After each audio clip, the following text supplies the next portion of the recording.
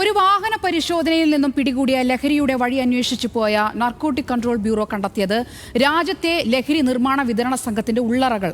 ലഹരി സ്വന്തമായി നിർമ്മിക്കാൻ യൂണിറ്റും വിതരണം ചെയ്യാൻ വലിയ സന്നാഹവുമായി പ്രവർത്തിച്ച മഹീന്ദ്ര വിഷ്ണോയുടെ ലഹരിക്കടത്തിന്റെ വിശദാംശങ്ങൾ സിനിമാ കഥയെ വെല്ലുന്നതാണ്.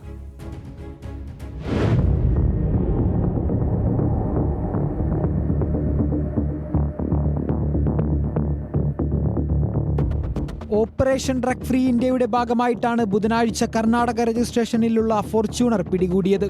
വാഹനത്തിൽ നടത്തിയ പരിശോധനയിൽ 35 കിലോ മെഫെഡ്രോൺ എന്ന ലഹരി കണ്ടെത്തി. സംഭവത്തിൽ വാഹനത്തിലുണ്ടായിരുന്ന 3 പേരെ കസ്റ്റഡിയിലെടുത്ത് നടത്തിയ അന്വേഷണത്തിലാണ് ലഹരി റാക്കറ്റിന്റെ ചുരുളഴിഞ്ഞത്. പ്രാഥമിക അന്വേഷണത്തിൽ രാജസ്ഥാൻ കേന്ദ്രീകരിച്ച് വിൽപ്പന നടത്താനാണ് ലഹരി കടത്തിയതെന്ന് കണ്ടെത്തി. തുടർന്ന് രാജസ്ഥാനിലേക്ക് അന്വേഷണം വ്യാപിപ്പിച്ചു.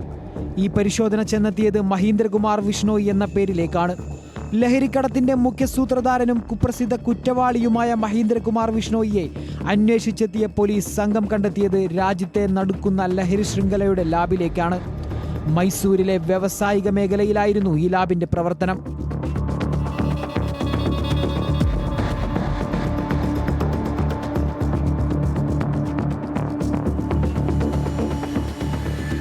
രാജസ്ഥാനിലെ ജലോറിൽ നിന്നുള്ള സ്ഥിരം കുറ്റവാളിയാണ് വിഷ്ണോയ്.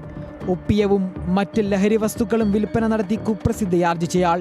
മുൻപ് NDPS കേസിൽ ജയിലിൽ കഴിയവെയാണ് സിന്തറ്റിക് ഡ്രഗ്സ് നിർമ്മാണത്തെക്കുറിച്ച് പദ്ധതിയിടുന്നത്. മറ്റു കുറ്റവാളികളോട് ചോദിച്ചറിഞ്ഞും പഠനം നടത്തിയും ഇതിന്റെ നിർമ്മാണ പ്രക്രിയകളും മറ്റും വശങ്ങളും മനസ്സിലാക്കി. ജാമ്യത്തിലിറങ്ങിയ പ്രതി 2024 മൈസൂരിലെ ഹെബ്ബാൻ ഇൻഡസ്ട്രിയൽ ഏരിയയിൽ ഒരു നിർമ്മാണ യൂണിറ്റ് സ്ഥാപിച്ചു. NCB നടത്തിയ പരിശോധനയിൽ മയക്കുമരുന്ന് നിർമ്മാണത്തിനുള്ള അത്യാധുനിക ഉപകരണങ്ങളുള്ള സമ്പൂർണ്ണ രഹസ്യലാബാണ് കണ്ടെത്തിയത്. ശുചീകരണ ആവശ്യങ്ങൾക്കായി രാസവസ്തുക്കൾ നിർമ്മിക്കുന്നതിന്റെ മറവിൽ പ്രവർത്തിച്ചിരുന്ന ഈ യൂണിറ്റ് വിഷ്ണോയുടെ ബന്ധുവും കൂട്ടുപ്രതിയുമായ ആളാണ് നടത്തിവന്നിരുന്നത്.